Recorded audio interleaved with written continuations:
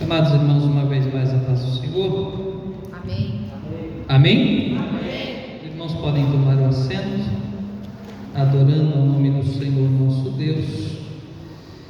Eu gostaria de meditar com os irmãos, quero meditar com os irmãos a respeito do texto que nós lemos na leitura oficial do culto.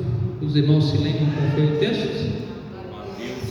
Capítulo 24, Mateus, capítulo de número 24, nós lemos até o verso de número 14, que é um texto que eu venho meditando há alguns dias, e em especial essa semana, quando nós tivemos, e ainda está encerrando, a 80ª Assembleia Geral da ONU, das Nações Unidas, e ali nós podemos ver todos os líderes das nações do mundo reunidos, buscando uma solução para o planeta, porém esquecendo-se que a única solução para este mundo chama-se Jesus Cristo. E ali eles discursam, e ali eles debatem, e ali eles expõem os seus relatórios, as suas opiniões, e ali eles protestam, como ocorreu na fala do primeiro-ministro de Israel, Benjamin Netanyahu, que muitas delegações do mundo, inclusive a delegação brasileira, levantou-se e retirou-se no momento da fala do primeiro-ministro de Israel. E quando nós olhamos para isso, a pergunta que nós fazemos é: onde tudo isso vai dar? Como é que tudo isso vai acabar? E é sobre este tempo que nós vivemos que o Senhor Jesus está falando aqui no capítulo de número 24. O sermão profético, que é dividido em algumas partes, e na primeira parte o Senhor Jesus Cristo está falando sobre o princípio das dores. E eu quero frisar apenas alguns versículos que nós lemos, em especial o versículo de número 6, o versículo de número 8 e o versículo de número 14. O versículo de número 6 diz: E ouvireis de guerra e de rumores de guerra, olhai, não vos assustei, porque é necessário que isto aconteça, mas ainda não é o fim. O versículo de número 8 fala que todas essas coisas descritas no capítulo de número 24 são o princípio das dores. O versículo de número 14 fala que o Evangelho do Reino será pregado em todo o mundo em testemunhas a todas as gentes, e então aí sim virá o fim. Baseado nesse texto, irmãos, eu quero falar com os irmãos a respeito da volta do Senhor Jesus Cristo. É bem verdade que na nossa vida cotidiana, inclusive no nosso relacionamento social como igreja, nós temos muitos anseios, nós temos muitas preocupações, nós temos muitos projetos para que sejam colocados em prática, mas a grande verdade é que o fim de tudo isso está em encontrarmos com o Senhor Jesus nos ares. De nada vale projetos, de nada vale igreja, de nada vale ajuntamento, se nós não estivermos fazendo tudo isso com a esperança de um dia estarmos com o Senhor nosso Deus. Mas a palavra do Senhor nos diz que antes que isso aconteça, a não ser que o Senhor Jesus nos chame individualmente antes que o Senhor Jesus Cristo volte, haverão alguns indícios de que o tempo está perto, de que o tempo está próximo. O Senhor Jesus Cristo está juntamente com os seus discípulos, quando os seus discípulos olham para a estrutura do templo e começam a gabar-se daquele grande templo que havia sido construído em Jerusalém e havia sido ampliado por Herodes. E Jesus Cristo olha para eles e diz: olha, não daqui muitos dias tudo isso será destruído, não sobrará pedra sobre pedra. Isto se cumpre no ano 70, quando General Tito invade Jerusalém, destrói o templo e acontece a maior diáspora do povo judeu, que é espalhado por todo o mundo. Do ano 70, é bom dizer, até 1947, também numa Assembleia Geral da ONU, um homem chamado Oswaldo de Souza Aranha, um brasileiro, dá o voto de Minerva para que Israel, depois de quase 2000 anos, voltasse a ser uma nação. Mas não é esse o assunto que queremos falar. A questão é que os discípulos associam a destruição do templo ao fim dos tempos. Jesus então retira-se e aqueles discípulos mais próximos se aproximam de Jesus e perguntam para ele em particular: olha, mas quando acontecerá essas coisas? Quando será o fim do mundo? E quais os sinais haverá a respeito da tua vinda? Jesus Cristo então começa a descrever alguns sinais que acontecerão antes da sua vinda. E Jesus Cristo passa pelo princípio das dores. Jesus Cristo descreve os momentos da grande tribulação. Jesus Cristo descreve os momentos da sua vinda. E ele diz no verso de número 36 do capítulo 24 que o dia e a hora ninguém sabe, nem os anjos do céu, nem o Filho sabe, mas somente o Senhor nosso Deus, somente o Pai. E ele diz: olha, como foi nos dias de Noé, casavam e davam-se em casamento, ou seja, as pessoas viviam uma rotina normal, casavam, trabalhavam, dormiam, acordavam, comiam. As pessoas viviam normalmente no seu cotidiano. Outrora o Senhor Jesus Cristo usa a figura de um ladrão que entra numa casa à noite, numa hora em que ninguém espera.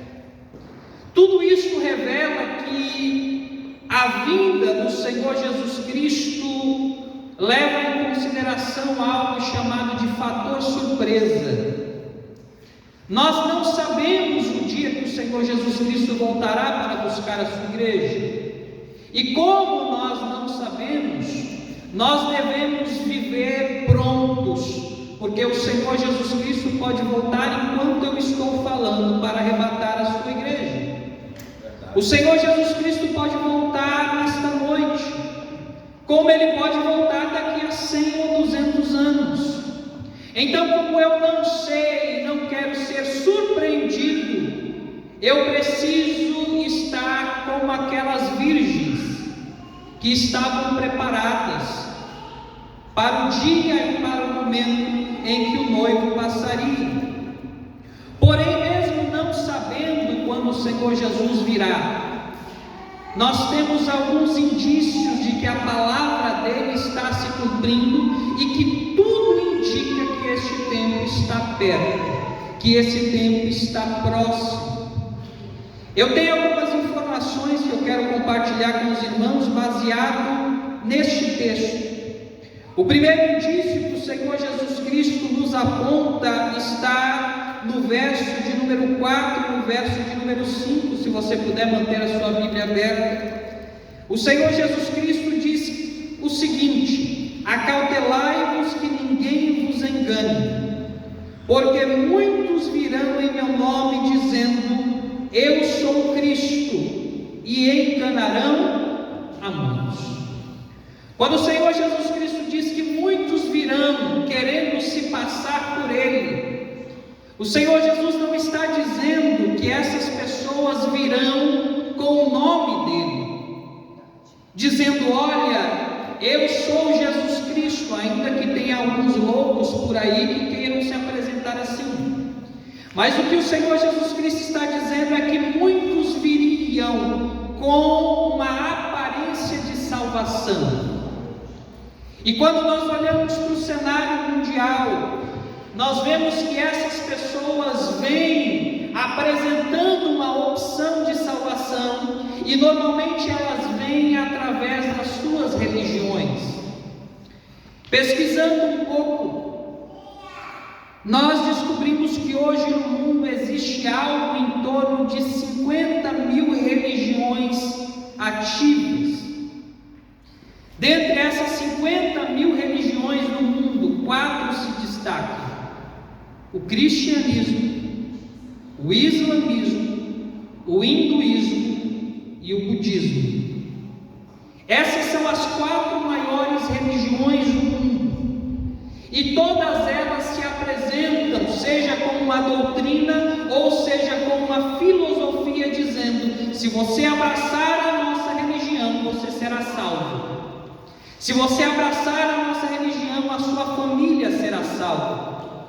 Mas o que o Senhor Jesus Cristo está nos dizendo é que nós devemos ser cautelosos, nós devemos tomar cuidado para que nós não sejamos enganados, porque há muitos lobos que estão se apresentando em pele de ovelha, há muitos lobos que estão se apresentando em pele de cordeiro. Nós podemos falar ainda dentro do cristianismo, existem pelo menos alguns grupos, dentre eles os irmãos conhecem, mas nem todos pregam o evangelho genuíno, nem todos ensinam a doutrina bíblica pura.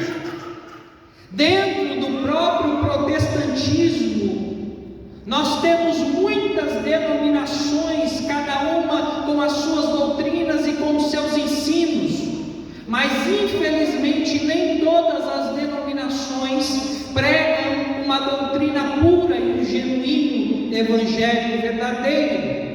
É sobre isso que o Senhor Jesus Cristo está falando.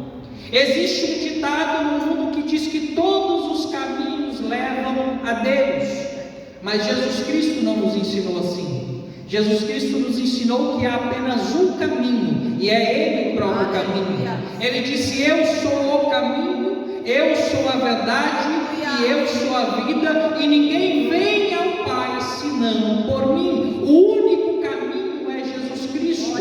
Mas um dos indícios de que a volta do Senhor Jesus Cristo está perto são as muitas religiões do mundo. Quando você anda pela rua, principalmente nos países latinos, aqui na Europa nem tanto, mas nos países latinos, o que mais você vê são placas e placas de religiões e denominações de diferentes tipos, de diferentes ensinos, de diferentes filosofias, e todas elas estão dizendo: o caminho para a salvação está aqui, mas nós dizemos: o caminho para a salvação está em Jesus Cristo. Ele é o único caminho que pode levar o homem a Deus, e se não for por Ele, não há outro caminho.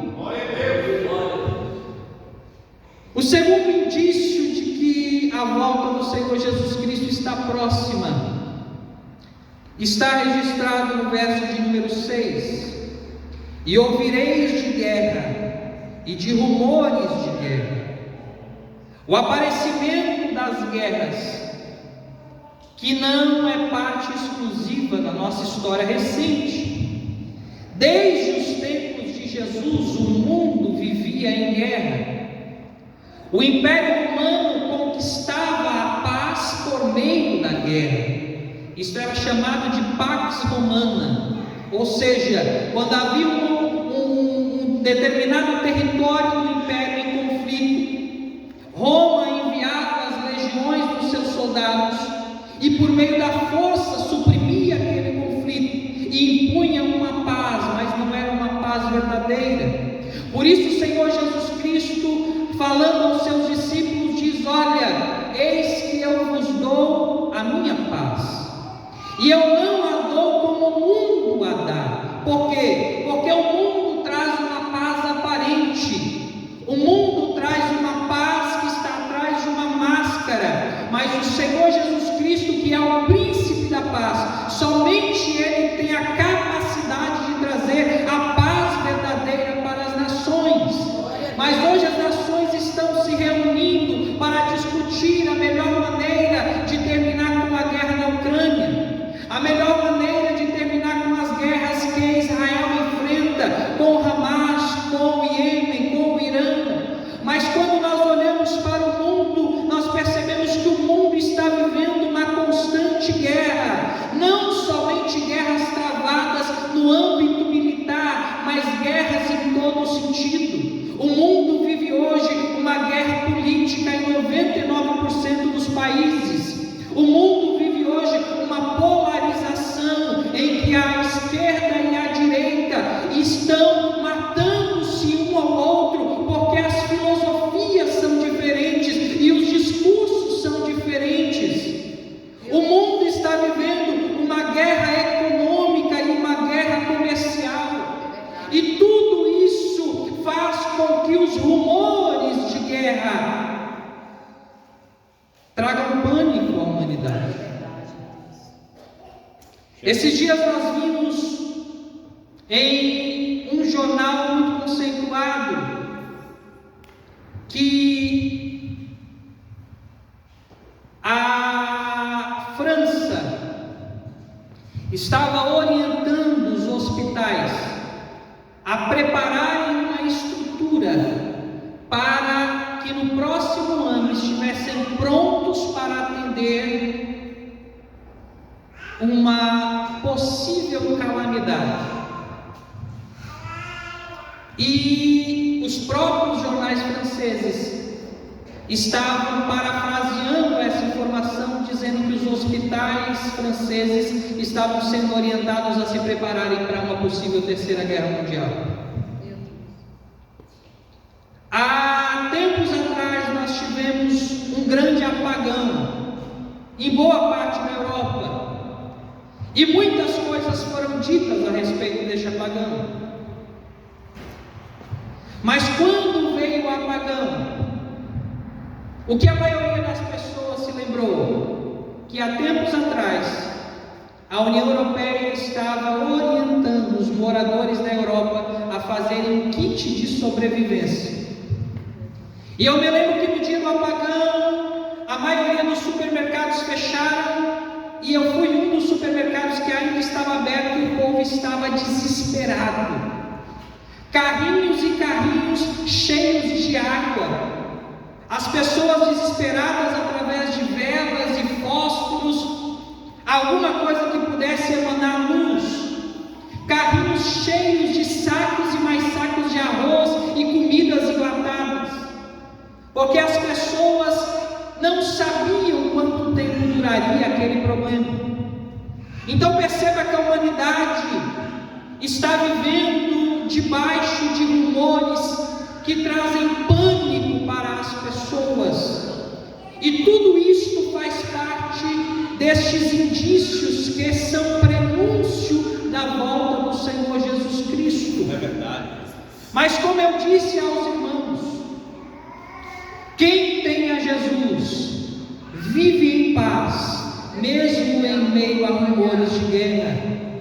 No meio da pandemia, um slogan lugares, e esse slogan dizia: o mundo está em crise, mas nós estamos em Cristo. A grande verdade é que, independente do cenário mundial, nós temos a possibilidade de nos esconder no esconderijo do Altíssimo e estar seguro debaixo das suas asas, porque o justo, conforme Deus disse a Abacuque, viverá pela sua fé. Louvado seja o nome do Senhor. Então, por mais que nós não nos assustemos, porque a nossa segurança está em Deus, as guerras e os rumores de guerra são indícios de que a volta de Jesus está próxima, e nós não devemos estar em uma situação displicente diante disso. A o terceiro indício de que a volta de Jesus está próxima está no verso de número 7. Porquanto se levantará nação contra nação e reino contra reino, e na parte B, e haverá fome. Segundo dados do último dia 25 de julho, no ano de 2024, a ONU, a Organização das Nações Unidas, apurou que aproximadamente 2,6 bilhões de pessoas viviam em situação de fome e insegurança alimentar. O que isso significa? Que essas pessoas são pessoas que não têm acesso a uma alimentação adequada, não fazem todas as alimentações diárias necessárias a um ser humano. 2,6 bilhões de pessoas representa aproximadamente 28% da população mundial. 28% da população mundial não sabe o que é ter um pequeno almoço, um café da tarde e um jantar. Dentre esses 28% da população mundial, há ainda um número menor que não consegue fazer uma alimentação diária. E quando nós olhamos para isso, meus irmãos, nós percebemos que a palavra do Senhor não é um conto, nem uma história da carochinha. A palavra do Senhor, ela é verdadeira e ela está se cumprindo fielmente. A humanidade está gemendo por conta do pecado. O mundo está gemendo por conta do pecado. Mas a igreja está dizendo: Maranata, ora vem, Senhor Jesus. Louvado seja o nome do Senhor.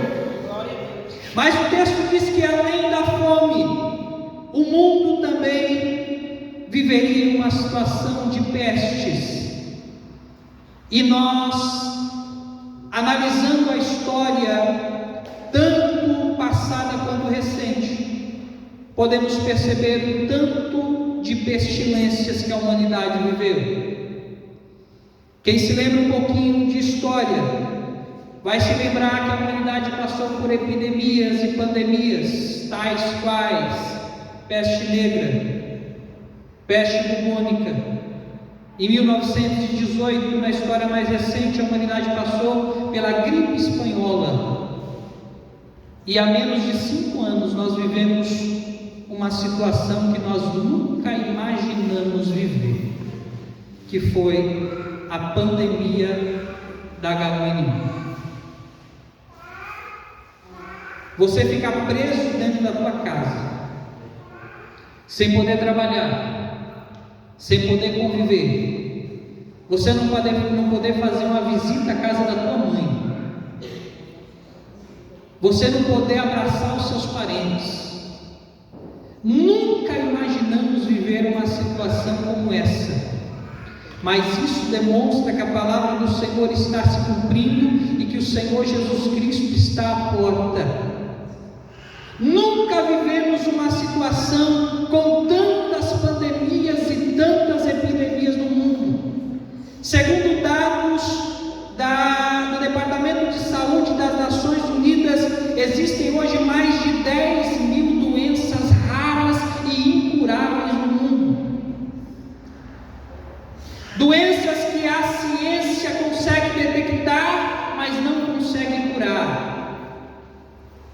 Essas 10 mil doenças afetam aproximadamente 300 milhões de pessoas no mundo,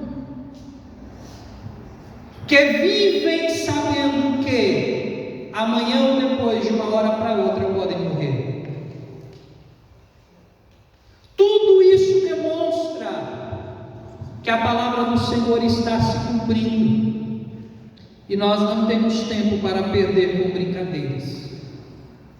Nós não temos tempo para perder brincando de servir a Jesus Cristo. Nós não temos tempo para perder brigando com o irmão. Nós não temos tempo para perder com dissensões e divisões. Nunca na história deste mundo foi tão importante a união da igreja. Nunca na história deste mundo foi tão importante a integração, a união e a unidade dos irmãos, porque Jesus Cristo está à porta e a qualquer momento Ele pode voltar para buscar a sua igreja. Louvado seja o nome do Senhor. Mas a palavra do Senhor nos fala de fome, nos fala de pestes, mas nos fala de terremotos, ou seja, a palavra do Senhor nos fala também de catástrofes naturais. Um estudo feito em 2020 afirma que as catástrofes naturais aumentaram 75% nas últimas 2 décadas, e 1.200.000 pessoas morreram no mundo nessas últimas 2 décadas por meio de terremotos, furacões, tsunamis e tantas outras catástrofes naturais. Se os irmãos quiserem depois a fonte de todas essas pesquisas, é só me procurar. Mas se quiserem de forma mais simples, dá lá no Google e procura fontes fidedignas de informação. Quando nós olhamos para o texto, parece que é algo distante. Parece que é algo que só acontece na casa do vizinho. Parece que é algo que só acontece lá na Ásia, do outro lado do mundo. Mas nós estamos vivendo tudo isso hoje. O mundo está vivendo uma calamidade. E isso não é para nos assustar, isso é para aguçar a nossa esperança. Porque o texto diz que enquanto essas coisas acontecerem, ainda não será o fim. Mas para que o fim chegue e o Senhor Jesus Cristo volte, tudo isso precisa acontecer. E quanto mais essas coisas acontecem, isto não nos alegra, isso nos entristece, porque pessoas morrem, pessoas passam fome, pessoas vivem uma situação indigna. Isso entristece o nosso coração, mas por outro lado, isto aviva a nossa esperança em saber que a volta do Senhor Jesus Cristo está próximo e em breve nós estaremos com Ele para sempre. Louvado seja o nome do Senhor. Em sexto lugar, verso de número 9, o Senhor Jesus Cristo diz: e vos entregarão para serdes atormentados, e matar-vos-ão, e sereis odiados de todas as gentes por conta do meu nome. Em sexto lugar, o aumento da cultura de ódio contra a igreja. Por mais que nós tenhamos liberdade de realizar os nossos cultos, por mais que nós tenhamos liberdade de pregar a palavra, irmãos nossos, pastores, missionários, estão sendo mortos em países como Nigéria, Iêmen, Coreia do Norte, Afeganistão e outros países do Oriente Médio e alguns países da África, por não negarem o nome do Senhor Jesus Cristo. Crentes estão sendo decapitados por não negarem o nome do Senhor Jesus Cristo. Suas mulheres e filhos estão sofrendo coisas que não convém falar, porque seus maridos e suas famílias não negaram o nome do Senhor Jesus Cristo. Servir a Jesus no Brasil é muito bom. Servir a Jesus em Portugal também. Temos liberdade e segurança jurídica para cultuar. Mas há uma igreja que está sendo perseguida. Há uma igreja que está sendo maltratada. E não se enganem os irmãos achando que nós estamos em plena segurança. Porque no mundo livre, a igreja não é perseguida com armas físicas, mas a igreja é perseguida com armas ideológicas.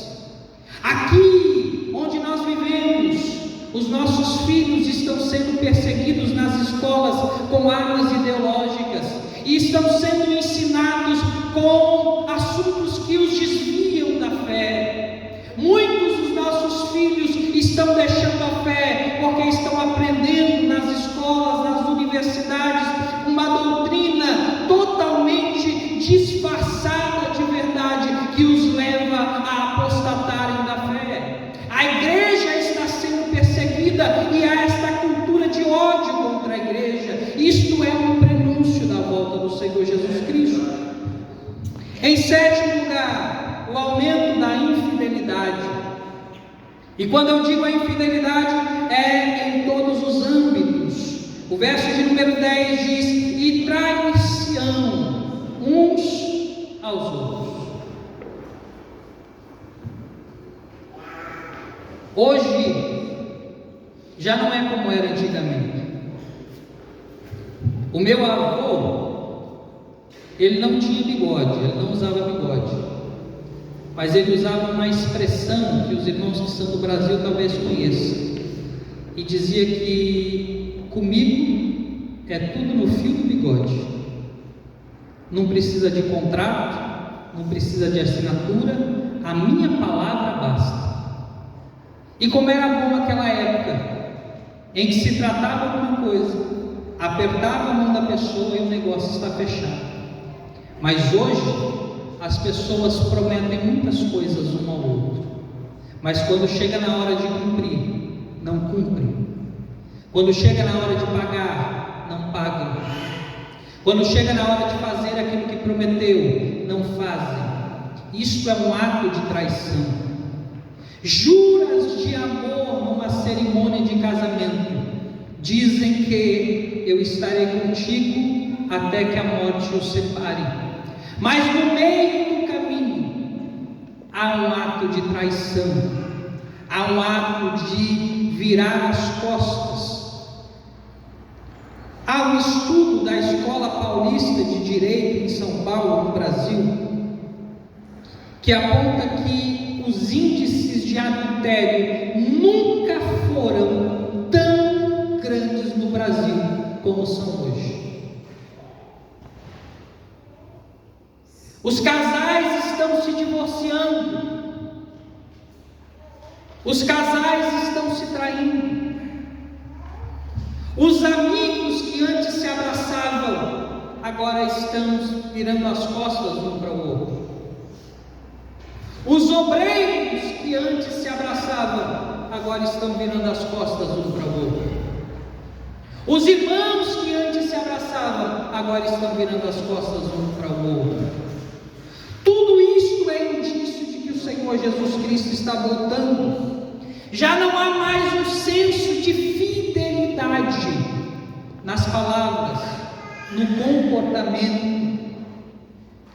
Mas o texto diz, e eu quero terminar porque já temos aqui o horário, que com o aumento das religiões aumentam também os falsos profetas. Verso número 11, 24, verso de número 11. Ô irmãos, quantas coisas nós vemos? Quantas pessoas dizendo, eu sou profeta. E teve um caso, irmãos, que eu me assustei. Eu vi na internet, não sei se você ouviu. Tem um rapaz aí que está pregando e ele chegou numa igreja e ele disse, irmãos, que tinha lá um Kleber. Viu? Rapaz, eu fiquei assustado, ainda bem que ele não estava lá. Quem que viu esse vídeo? E ele, para mostrar a autoridade e para mostrar que era profeta, ele inventou não sei da onde, ele disse, olha, Kleber, você está desconfiando que eu sou profeta.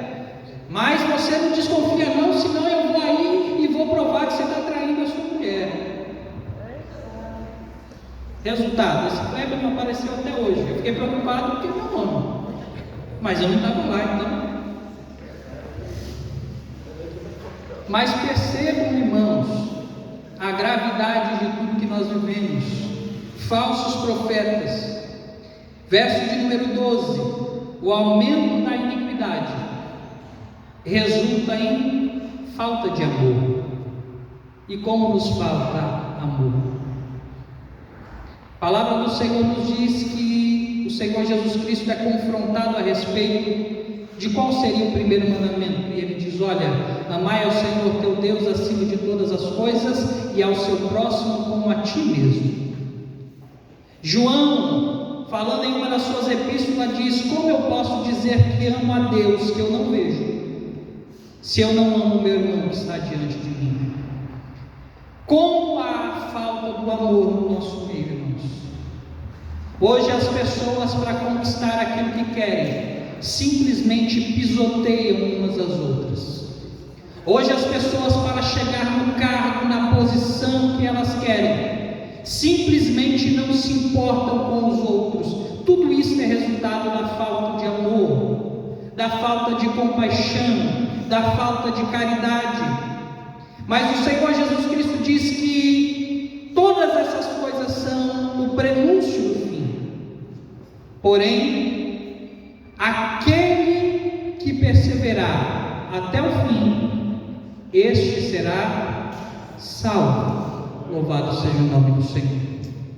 Então quero lhe fazer um convite nessa tarde: não pare no meio do caminho, não olhe para trás, não se desvie nem para a direita nem para a esquerda, mas siga em frente, seguindo os passos do Senhor Jesus Cristo.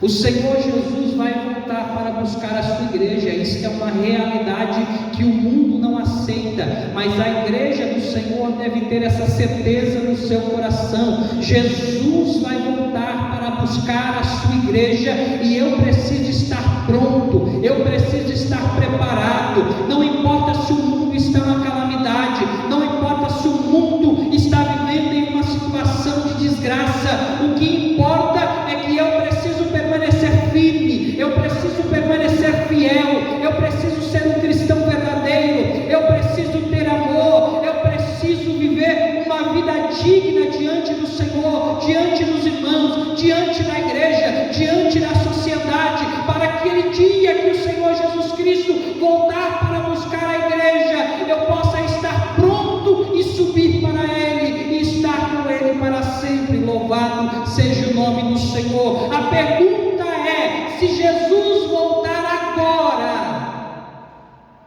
você está pronto? Louvado seja o nome do Senhor. Fique de pé, adorando o nome do Senhor. Aleluia. Eu quero lhe dizer que, segundo estatísticas de sites missionários como Portas Abertas, dentre outros, em um mundo de 8 bilhões de pessoas, aproximadamente 3 bilhões de pessoas ainda não ouviram o Evangelho. Mas saiba que no último século,